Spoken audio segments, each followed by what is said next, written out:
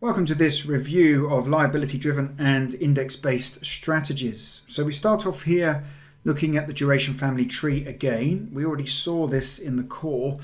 We're going to use Macaulay duration when we are immunizing a single liability, just to give you a heads up as to where these are used. Now remember, it's not about calculating these really at level 3, it's about using them. You may very well have to calculate BPV because that's used a lot, and it's also used here when we are immunizing multiple liabilities. Okay, so that's the application there. Outside of that, these measures can get a mention, but really the two major ones that we're using, of course, modified duration is important as well, but we did discuss this in the core.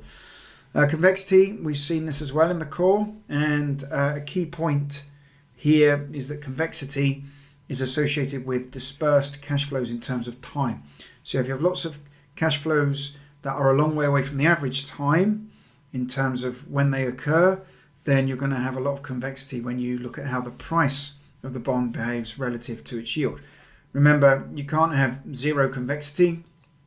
The minimum convexity you can have really is for a single cash flow for a given duration.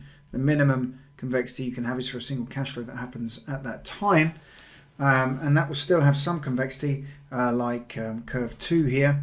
Curve 3 is showing high convexity. Curve 4 is showing negative convexity that you have for callable bonds at low yields. So it's about using these metrics to engage in liability-driven strategies at in this section. So we'll recall that liability-driven strategies, that you start off with a liability and you compose your assets, your portfolio, in a way such that you're, it's optimal for your mission to meet those liabilities.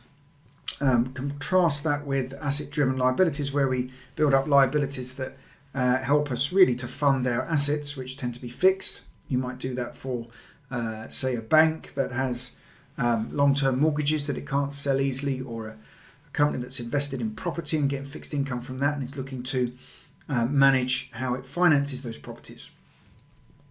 ESG factors get a mention here. Here are the immunization techniques. We've mentioned them already. We're going to go into them in more detail here.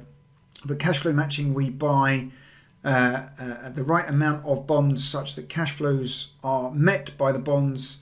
When I say cash flows, I mean the liabilities that we're exposed to are met by the cash flows that come in our asset portfolio.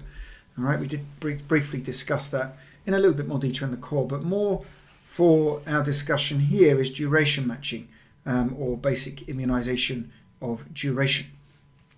We'll talk a bit more about that on the next slide. Contingent immunization, this is where we trade a surplus, which gives us the ability to actively manage our portfolio.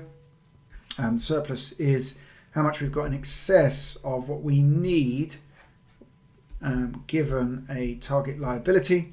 If we immunized this liability here, say that's its future value, whatever we need to put aside to immunize this liability, if we've actually got more in our assets, then there's a cushion, a surplus, so we have the ability to lose money. We don't try to, but we have the ability to take risk and suffer losses relative to this immunized rate.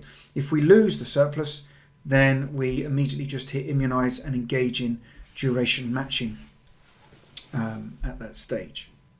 So let's have a little bit more of an in-depth deep dive into duration matching. You should know that when you're immunizing a single liability, you need to be able to afford it. In other words, the present value of assets needs to be equal to or greater than the present value of liabilities. You need to match Macaulay duration, in other words, average time. Now, the duration of the liability is just its maturity. It's when it occurs. And you're going to set the duration of your bond portfolio